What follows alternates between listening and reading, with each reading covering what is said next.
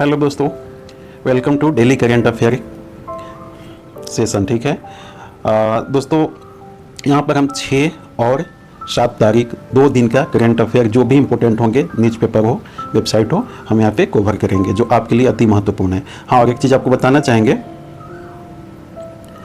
Top 100 current affairs 2023 सभी exam में संभावित अति महत्वपूर्ण प्रश्नों का संकलन हमने बनाया है। ठीक है, आप उसे जरूर देखिएगा। उसमें ऐसे क्वेश्चन हैं जो मैक्सिमम डेली करंट अफेयर में छूट जाते हैं। क्यों छूट जाते हैं? क्योंकि डेली करंट अफेयर जो है उसी दिन के न्यूज़पेपर, वेबसाइट, मंत्रालय, पीआईबी वगैरह विजिट करके बनाना होता है।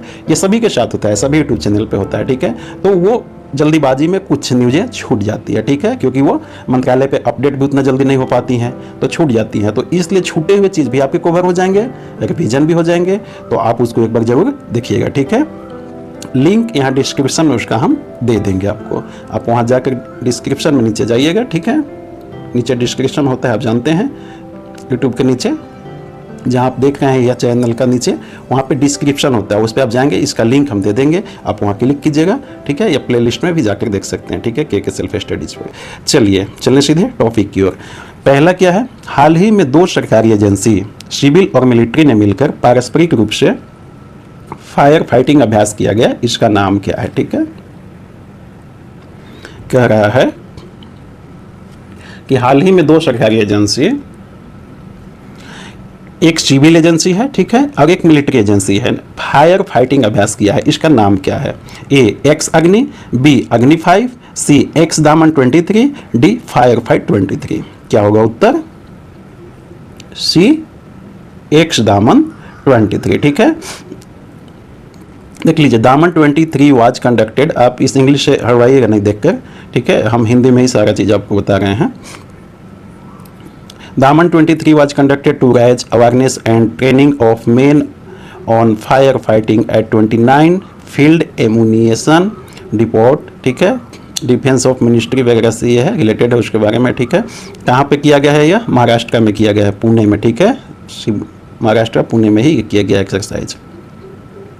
ठीक है, इसमें देखिए क्या है, a total of 56 fire fighting columns including 32 from civil agency, 32 civil agency की तरफ से, और जिसमें कि एनडीआरएफ आता है, जानते हैं, national disaster relief management NDRF है, ये भारत सरकार की टीम है आपदा राहत के लिए। और स्टेट डिजास्टर रिलीफ फोर्स, ये हर स्टेट के अलग अलग होते हैं। तो ये एनडीआरएफ और महाराष्ट्र की एसडीआरएफ, ठीक है, ये सब मिलकर ये एक्सरसाइज किए हैं। कौन सा?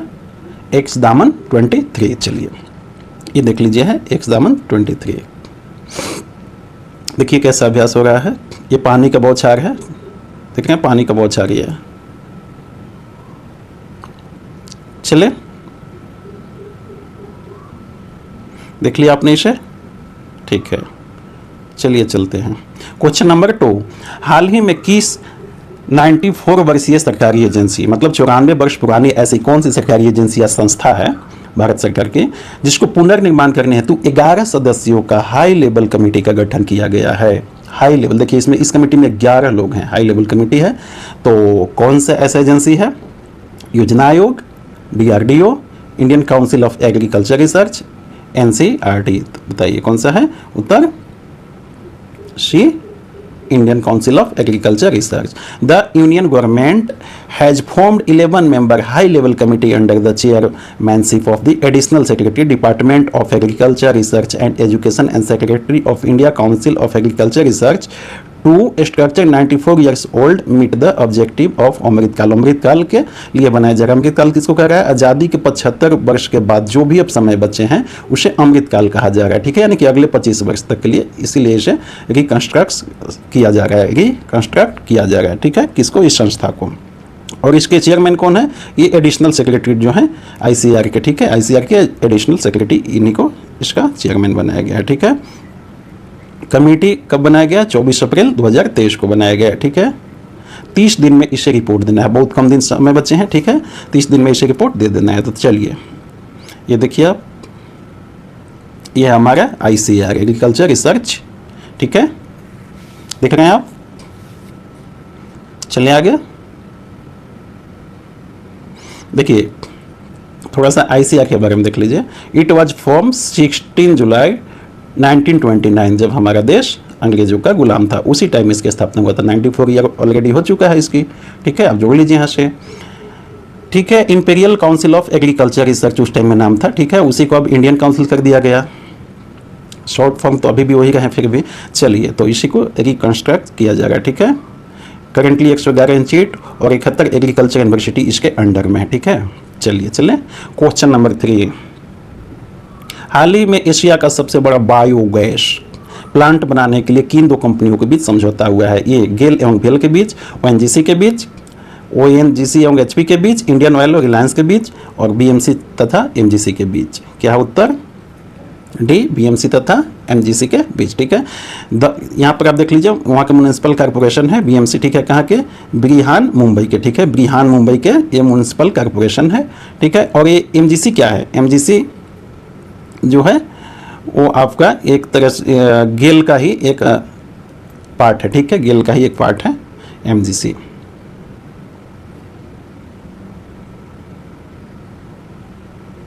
देख लीजिए, ये है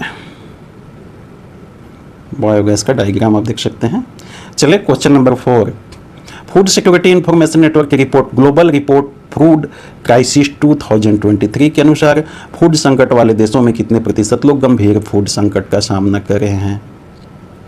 इस रिपोर्ट के अनुसार किसमें? पूरे देश की बात नहीं है, पूरे देश की प्रतिशत नहीं, जिस देश में फूड संकट वाले देश, जिस देश में फूड का संकट है वैसे देश के कितने प्रतिशत लोग गंभीर भोजन का सामना कर रहे हैं? उत्तर क्या होगा? 22.7% लोग, ठीक है। The flagship publication of the Global Network Against Food crisis, global report on food crisis 2023, मतलब रिपोर्ट का नाम है। एस्टिमेट मतलब आकलन किया गया था, nearly 258 million people, that is 22.7% of the analyse population in 58 food crisis country. 58 country में मिला करिए, 58 कंट्री जिसमें फूड क्राइसिस है, फूड का संकट है, वैसे 58 देशों के 22.7% लोग फूड क्राइसिस का सामना कर रहे हैं, ठीक है। चलिए देख लीजिए, 7th एडिशन था यह 2023 वाला। देखिए फूड क्राइसिस से कैसे हो जाते हैं, अफ्रीका वगैरह के देश में इस तरह के लोग मिलते हैं, सिंबल है ये, ठीक है। चलिए चले आगे, रिपोर्ट के बारे में थोड़ा देखना चाहते हैं, देख लीजिए और आप, ठीक है।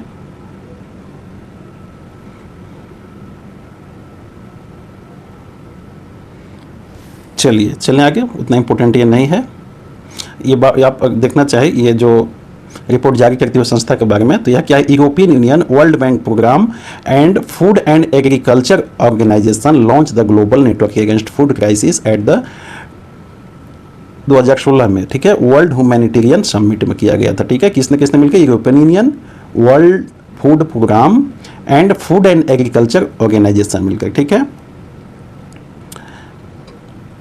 It is an alliance of humanitarian and development actors united by the commitment to tackle the root cause of food crisis and promote sustainable solution to hunger. Sustainable सतत solution, हंगर मतलब भूखे लोगों के लिए प्रोवाइड करता है, ठीक है, उसके लिए प्रयास करता है, कोशिश करता है।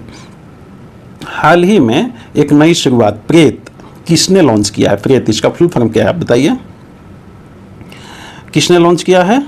A IMF, B NATO, C WHO और डी ADB। क्या होगा उत्तर? सी WHO, ठीक है। ये इमरजेंसी के लिए, कोरोना जैसे पेंडेमिक के लिए क्या क्या, देखिए यहाँ क्या है, preparedness and resilience for emergency threat, जैसे कोरोना में जैसे महामारी यदि कोई भविष्य में आता है तो उसके तैयारी के लिए किया गया है, ठीक है।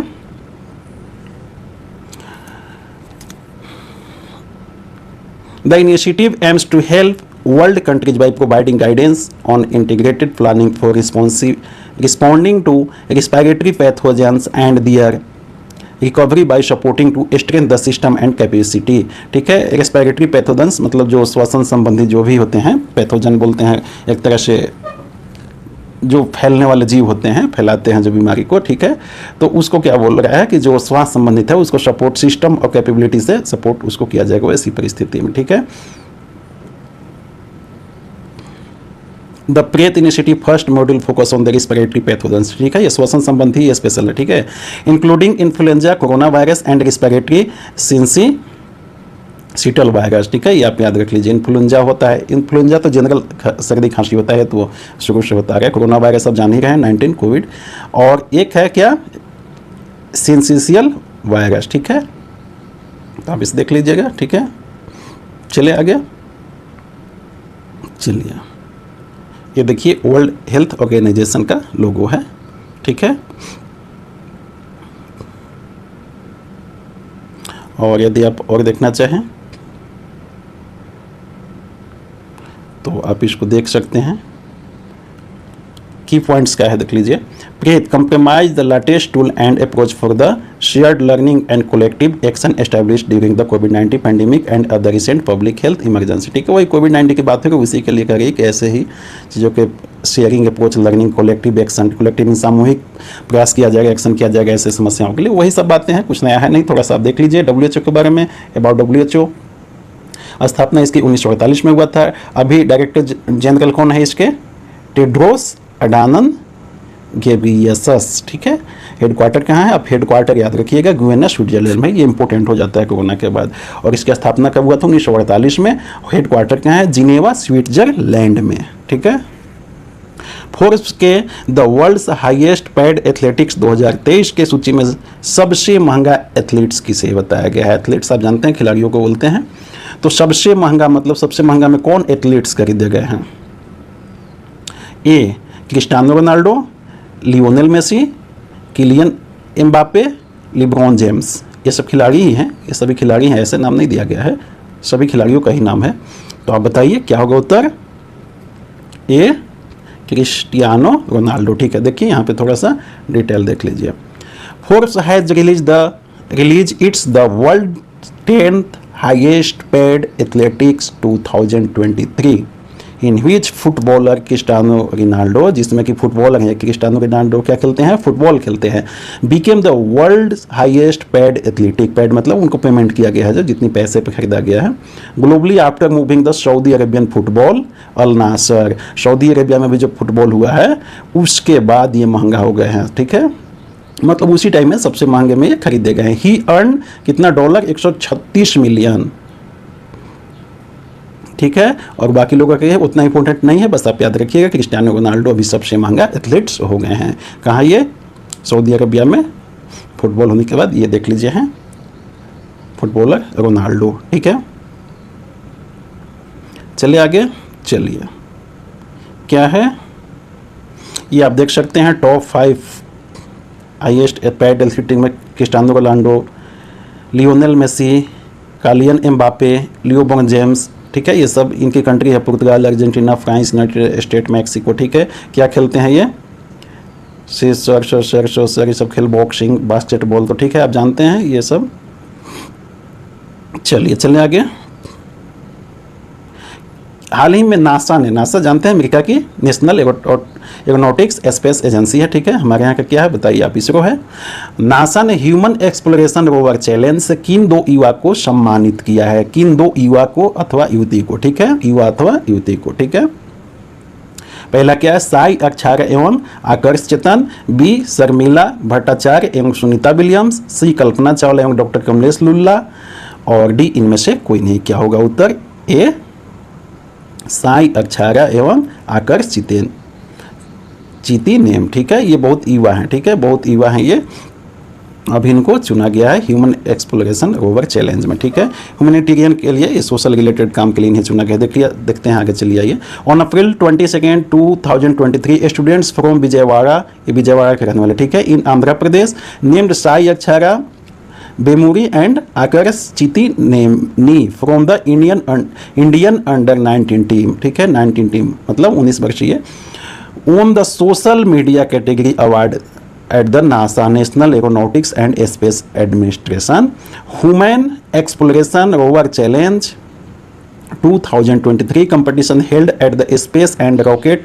सेंटर इन हुंट्सविले, अलाबामा, USA में हुआ था, ठीक है, ये वहीं पर इन्होंने जीता है, ठीक है। डायरेक्टर अभी नासा के कौन है बताइए, ठीक है। तो चलते हैं आगे, बाकी उतना इम्पोर्टेंट नहीं है। देखिए नासा को आप देख लीजिए, देख रहे हैं, अच्छा लग रहा है, बहुत ही सुंदर है नासा का भी लोगो। आप इसरो का लोगो जानते हैं, हमारे यहाँ का इसरो जो है। चलिए नासा के बारे में देखना चाहें आप पॉज करके यहाँ थोड़ा और देख सकते हैं। साई अक्षारबारुनी has completed 12th grade and was student safety officer in the NASA हर रोवर चैलेंज 2023। ठीक है, बाकी इनके बारे में देख लीजिए। 10th ग्रेड 10th क्लास के और 12th क्लास के हिसाब से होता है, उसी के अनुसार इन्हें दिया गया है। ठीक है, चलिए चलते हैं आगे। हाल ही में किताब मैडचेन ओहने क्लाइडर के लिए, क्या है किताब का नाम? मैडचेन ओहने क्लाइडर। ये दूसरी भाषा में, ठीक है, ये यूरोप की कोई भाषा है, उसमें यह है, इसलिए आपको ये अटपटांग लग रहा होगा। लेप्जिंग बुक प्राइज दिया गया है। ठीक है, ये जो किन्हें दिया गया वो रसिया की हैं। ठीक है, जिन्हें भी दिया गया वो रसिया के लेखक हैं, रहते हैं वहाँ हैं। ठीक है, यूरोप में ही रहते हैं वो। तो क्या होगा उत्तर? डी मारिया स्टेपनोवा को दिया गया। ठीक है, चलिए थोड़ा सा देख लें। Maria Stepanova a Jewish author from Russia. Jewish है ये, जेविस जानते हैं, जेविस किसको कहते हैं? वो धर्म है Jewish. Russia, now living in exile Germany. ठीक है, जर्मनी में फिलहाल रहते हैं। Has been awarded the Leipzig book award for European understanding 2023 for the her volume of poetry entitled, ये क्या है नाम? इनके बुक का नाम है। इसका क्या होगा मतलब? Girls without clothes. देखिए अलग भाषा में है, इसलिए यहाँ पे आपको लग रहा था। देखिए टॉपिक का नाम कितना अच्छा है, गर्ल्स विदाउट क्लोथ्स, लड़कियां बिना कपड़े की। ठीक है, तो इसीलिए इनको दिया गया है। आप देख लीजिएगा, थोड़ा सा बहुत ज़्यादा इंपॉर्टेंट नहीं है, ये हैं लेखक। ठीक है, यंग ही हैं अभी। चलिए बाकी और देखना चाहे तो पॉज करके देख सकते हैं, विशेष है नहीं, समय ज़्यादा आपका नहीं लेंगे। ठीक है, आप चाहें तो पॉज करके इसे पढ़ सकते हैं। इंग्लिश कोई भास्ट है नहीं, बहुत सिंपल लैंग्वेज में है। ठीक है, चलिए क्वेश्चन नंबर 9, दोहा डायमंड लीग 2023 में किस भारतीय एथलीट ने फेंक में, भाला फेंक एक तरह से है, गोल्ड मेडल जीता? तो अब जब यहाँ भाला फेंक साफ लिखा हुआ है तो आप ऐसे ही पकड़ लेंगे। जेवलिन थ्रो, जेवलिन मीन्स भाला होता है। ठीक है, तो नीरज चोपड़ा ने। ठीक है, क्या होता है? बी नीरज चोपड़ा ने। ठीक है, नीरज चोपड़ा के बारे में आप देखना चाहें तो देख सकते हैं। India javelin thrower Neeraj Chopra emerge as the gold medal winner of Doha Diamond League 2023 हुआ था दोहा में। ठीक है, by registering a distance of कितना? 88.67 मीटर, 88 मीटर प्लस मतलब। ठीक है, ही डिफीटेड जाकुब बिद लेज, ये जिसको इन्होंने हराया उसका नाम है। ठीक है, वो चेक रिपब्लिक का है, विदेशी है। उसने कितना फेंका था? 88.63, और इन्होंने कितना फेंका? 88.67, और उन्होंने 3, तो पॉइंट में अंतर से जीते हैं। ठीक है, गोल्ड मेडल आया, आप याद रखिएगा। 88 मीटर दोहा में हुआ था 5 मई 2023 को। की पॉइंट आप देखना चाहे तो देख सकते हैं, कोई खास विशेष उतना है नहीं। देख लीजिए, ये हैं नीरज चोपड़ा, भाला फेंक रहे हैं, देखिएगा कहीं आपके पर न चले जाए। चलिए चलें आगे, और आगे आप देखना चाहें तो ये देख सकते हैं। क्वेश्चन नंबर 10, हाल ही में किसने क्रिकेटर सचिन के 50वें जन्मदिन पर किताब Sachin at the rate of 50 celebrating A Maestro का अनावरण किया? ठीक है, कौन है? MS धोनी, कपिल देव, विराट कोहली, बुरिया मजूमदार। बताइए कौन होंगे? उत्तर क्या है? डी बुरिया मजूमदार। ठीक है, बाकी आप देखना चाहें तो देख सकते हैं, विशेष कुछ नहीं है। ये 24 अप्रैल 2023 को उनका 50वां बर्थडे था। ठीक है, किनका? सचिन तेंदुलकर साहब का। तो चलिए मेरे तरफ से भी हैप्पी बर्थडे, बिलेटेड, लेटेड ही सही, लेकिन हैप्पी बर्थडे मेरे तरफ से भी। चलिए बाकी देख लीजिएगा। 6 मई का प्रश्न हमने आपको दिया था, जिसका आंसर आपको कमेंट बॉक्स में लिखना था। ठीक है, उसका क्या था? विश्व का पहला कमर्शियल कार्टून कब और कहाँ छपा था? कार्टून जो ये देख रहे हैं, कार्टून वगैरह, आजकल कार्टून के माध्यम से विचार को प्रकट किया जाता है, कमेंट किया जाता है, राजनीतिक वगैरह हर चीज़ में यूज होता है, समाज पर भी होता है। तो पहला कॉमर्शियल मतलब व्यवसायिक कार्टून कब और कहाँ छपा था? न्यूयॉर्क के वर्ल्ड पेज पर 1895 में। कब? आप देख लीजिए, आंसर में है 5 मई 1895 को। ठीक है, आज का प्रश्न आप कमेंट बॉक्स में इसका आंसर जरूर लिखिएगा, क्योंकि देखिए दोस्तों होता क्या है, जो चीज़ें आप लिख देते हैं वह आपके दिमाग में परमानेंट छप जाती है। तो हम कहेंगे आप इसके बारे में जितना ज़्यादा से ज़्यादा हो सके कमेंट बॉक्स में लिखिए, इसके बारे में खोजिए और जितना ज़्यादा हो आप कमेंट बॉक्स में लिखिए, इससे आपका सदा के लिए दिमाग में छप जाएगा। तो इसका आंसर आप कमेंट बॉक्स में जरूर छापिएगा, ठीक है। अपना उत्तर कमेंट बॉक्स में जरूर छापें, इससे आपकी याददाश्त और मजबूत तीक्ष्ण होती है, ठीक है। थैंक्स फॉर वॉचिंग के self study is always for you. Please like, share and subscribe. दोस्तों चैनल को सब्सक्राइब जरूर कीजिए। सब्सक्राइब के कोई पैसे थोड़ी लगते हैं, ठीक है, पैसे तो लगते हैं नहीं, तो आप सब्सक्राइब कर लीजिए। इससे क्या होगा कि हमें मोटिवेशन मिलेगा, तो वीडियो और आपके लिए लाते रहेंगे, ठीक है। चलिए, best of luck. Thank you very much. इसका आंसर आप दीजिएगा कमेंट बॉक्स में, ठीक है। Thank you.